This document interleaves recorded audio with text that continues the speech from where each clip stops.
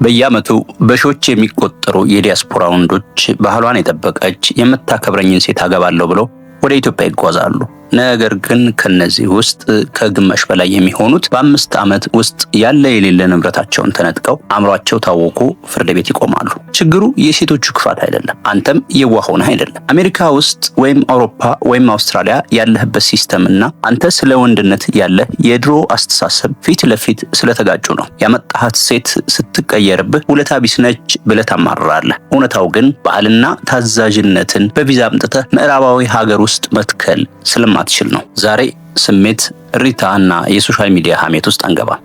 ዛሬ እውነቱን ነው የምንነጋገረው። በዚህ ቪዲዮ የዲያስፖራውን የትዳር መፍረስ፣ የፋይናንስ ኪሳራና የወንዶችን ስነ ልቦናዊ ቀውስ ሳይንሳዊ በሆነ መንገድ እናየዋለን። ሀገር ቤት ሄጄ ባገባ ይሻለኛል ብለህ እያሰብክ ከሆነ ወይም አሁን ባለህበት ትዳር ውስጥ ግራ ከተጋባህና ፍቺ አፋፍ ላይ ከደረስክ ይህ ቪዲዮ ህይወትን፣ ንብረትንና አእምሮን ያድንልሃል። እስከ መጨረሻው ድረስ ተከታተለኝ። በዲያስፖራ ወንድ ላይ በስፋት ከሚታዩት ትልልቅ የግንኙነት ስህተቶች አንዱና ዋነኛው የሀገር ቤት ሚስት ፍለጋ ጀብዱና ከዚህ ጋር ተያይዞ የሚመጣው ስነልቦናዊ መዛባት ነው። ስነልቦናዊ በሆነ መንገድ ስንመረምረው አብዛኛው በስደት ለረጅም ጊዜ የኖረ ወንድ ወደ ኢትዮጵያ ተመልሶ ሚስት ሲያገባ እየፈለገ ያለው የህይወት አጋርን ወይም ፓርትነር ሳይሆን ከ15 ወይም ከ20 ዓመት በፊት ጥሎት የመጣውን የኢትዮጵያን ባህል መከባበርና የቀድሞ ዘመን ሴትን ነው። ይህ በስነልቦና ሳይኮሎጂካል ፕሮጀክሽን ይባላል። ወንዱ የራስን የናፍቆት ስሜትና የወግ አጥባቂነት ፍላጎት በአንዲት ወጣት ሴት ላይ ይጭናል። ይህች ሴት ወደ አሜሪካ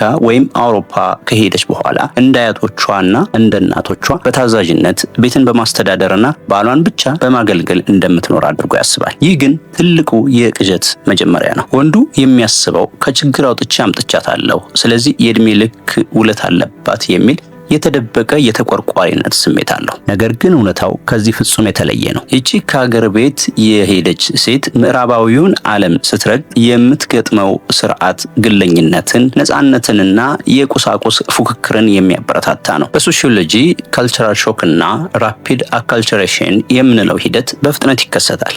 ሴቷ በቲክቶክ በኢንስታግራም እና በአካባቢዋ ባሉ ሌሎች የተፋቱ ወይም ነፃ የወጡ የዲያስፖራ ሴቶች አማካይነት አዲስ የህይወት ትርጉም መፈለግ ትጀምራለች። ወንዱ ጠዋት ማታ እየሰራ የቤቱን ቢል ሲከፍል፣ እሷ ደግሞ የራሷን ገቢ ማግኘት ስትጀምር ወይም የስርዓቱን የህግ ከለላ ስትረዳ ያ በአገር ቤት የነበረው የኃይል ሚዛን ወይም ፓወር ዳይናሚክስ ሙሉ በሙሉ ይገለበጣል። በዚህ ወቅት ወንዱ ጥልቅ የሆነ የስነ ልቦና ስብራት ይገጥመዋል። እኔ ይህንን ሁሉ መስዋዕትነት ከፍዬ እንዴት እንዲህ ታደርገኛለች የሚለው ጥያቄ ውስጡን ይበላዋል። በስነ ልቦና አንጻር ስናየው ግን ችግሩ የሴቷ ክፋት ብቻ ሳይሆን ወንዱ የገነባው የተሳሳተ ኤክስፔክቴሽን ነው። አንድን ሰው ከሶስተኛው ዓለም ወደ አንደኛ ዓለም አምጥቶ የአንደኛ ዓለሙን ነፃነትና መብት እንድትጠቀም መጠበቅ የዋህነት ነው። የዲያስፖራ ወንዶች ይህንን እውነታ መዋጥ ተስኗቸው በከፍተኛ የድብርትና የንዴት ስሜት ውስጥ ይወድቃሉ። ግንኙነቱ ወደ ጦርነት ይቀየራል። የአገር ቤቱ ሽምግልና እዚህ አይሰራም። ምክንያቱም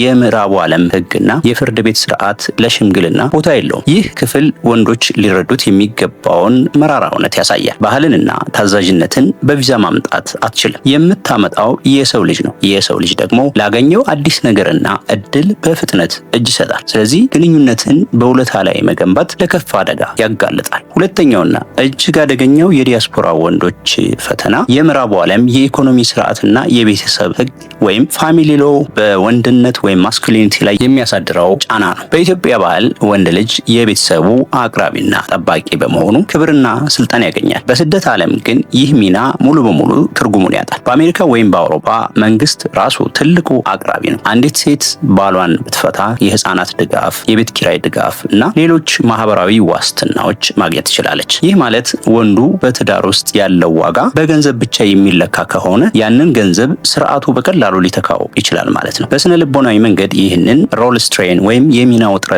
ብለን እንጠራዋለን። የዲያስፖራ ወንድ ራሱን የሚያየው በባህላዊው መነጽር ሆኖ ሳለ የሚኖረው ግን ዘመናዊውና ፌሚኒስት መርሆች በሰፈኑበት ህግ ስር ነው። ወንዱ ኡበር እየነዳ በጤናው ዘርፍ ኦቨርታይም እየሰራ ወይም ደግሞ በሶፍትዌር ኢንጂነሪንግ ተወጥሮ ቤተሰቡን ለማስተዳደር ሲጥር በቤቱ ውስጥ ያለውን ስሜታዊ ክፍተት ማየት ይሳነዋል። ሚስትየዋ ስሜታዊ ቅርበት፣ ጊዜና ትኩረት ስትፈልግ እሱ ግን ሁሉንም ነገር እያሟላሁላት አላት? ምን ጎደለባት? በሚል የማቴሪያሊስቲክ አስተሳሰብ ይደመድማል። ይህ የኮሚኒኬሽን መቋረጥ ቀስ በቀስ ወደ ንቀት ከዚያም ወደ መራራቅ ያመራል። ከዚህም በላይ ፍቺ በሚመጣበት ጊዜ ያለው የህግ ሂደት ለዲያስፖራ ወንድ እጅግ አሰቃቂና አዋራጅ ነው። ምዕራባዊው የቤተሰብ ፍርድ ቤት ወይም ፋሚሊ ኮርት የተነደፈው ሀብትን ለማከፋፈልና የልጆችን አስተዳደግ ወይም ከስተዲ በህግ ለመወሰን እንጂ ፍትህን ለመስጠት አይደለም። የዲያስፖራ ወንዶች የህግ ስርዓቱን ባለመረዳት በስሜት በመመራትና በንዴት ውሳኔዎችን በማሳለፍ የህይወት ዘመን ልፋታቸውን በአንዴ ያጣሉ። የጡረታ አበል፣ በብድር የተገዛውን ቤት ወይም ሞርጌጅ እና የልጆች ማሳደጊያ ክፍል ወይም ቻይልድ ሰፖርት ወንዱን በ40ዎቹና በ50ዎቹ የእድሜ ክልል ውስጥ ባዶ እጁን ያስቀሩታል። ይህ የፋይናንስ ውድቀት ብቻ ሳይሆን ጥልቅ የሆነ የህልውና ቀውስ ወይም ኤግዚስተንሻል ክራይሲስ ይፈጥራል። ወንዶች ራሳቸውን የማጥፋት ወደ አልኮል ሱሰኝነት የመግባት ወይም ሙሉ በሙሉ ከማህበረሰቡ የመገለል አደጋ ውስጥ የሚወድቁት በዚህ ወቅት ነው። የዲያስፖራ ወንድ መረዳት ያለበት ትልቁ እውነት በትዳር ውስጥ ያለው ዋጋ ሂሳብ በመክፈል ብቻ አይረጋገጥም። እንዲሁም የምትኖርበት ስርዓት ትዳርን ይዞ ለማቆየት ወይም ለማዳን የተሰራ እንዳልሆነ አምኖ መቀበል የግድ ነው። በመጨረሻም ይህንን የተወሳሰበ የዲያስፖራ የትዳር ቀውስ እንዴት ማለፍ ይቻላል? መፍትሄው ስነልቦናዊ በሆነ መንገድ ራስን ማወቅና ራስን መቀየር ወይም ሰልፍ አክቹዋላይዜሽን እና አዳፕቴሽን ሂደት ውስጥ ያልፋል። የመጀመሪያው እርምጃ የድሮውን የወንድነት ብያኔ ወይም ደግሞ ትራዲሽናል ዴፊኒሽን ኦፍ ማስኩሊኒቲ እርግፍ አድርጎ መተው ነው። በምዕራቡ ዓለም መከበርን የምታገኘው እኔ ወንድ ነኝ፣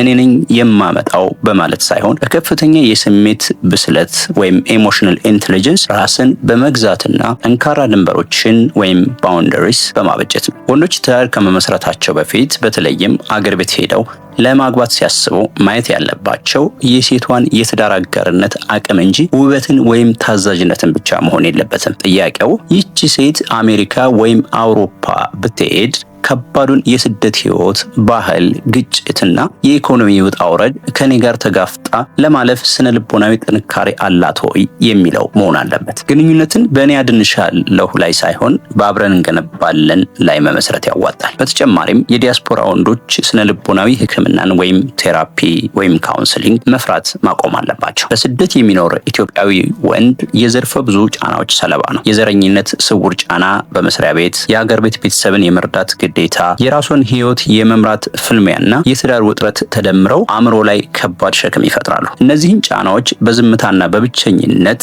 መወጣት አይቻልም። ራስን ማዳመጥ፣ ከትክክለኛና ስኬታማ ወንዶች ጋር መመካከር እንዲሁም ከመርዛማ የዲያስፖራ የሐሜትና የፉክክር ማህበረሰብ ራስን ማራቅ እጅግ ወሳኝ ነው። እውነተኛ ወንድ በስደት ዓለም ማለት ስርዓቱ ሊያፈርስህ ቢሞክርም አንተ ግን ስሜትን መቆጣጠር የምትችል፣ ለልጆችህ አባትነትህን በማንኛውም ሁኔታ የማታቋርጥ፣ የገንዘብና የህግን እውቀት በሚገባ የታጠቅህ እና ከምንም በላይ ደግሞ የራስን ደስታና ሰላም ከማንም ሴት ወይም ማህበረሰብ ፈቃድ ውጪ መፍጠር የምትችል መሆን ማለት ነው። ይህንን ጥልቅ የንቃተ ህሊና ሽግግር ማድረግ የቻለ የዲያስፖራ ወንድ ብቻ ነው በዚህ ዘመን ጤናማ ግንኙነት ኖሮት በስኬት ሊቆም የሚችለው። ሐሳብ ካለ በኮሜንት ላይ አጋራን። የዛሬ ቪዲዮ ይህን ይመስላል። በሚቀጥለው በሌላ ቪዲዮ እስከምንገናኝ ድረስ ሰላም ሁኑ።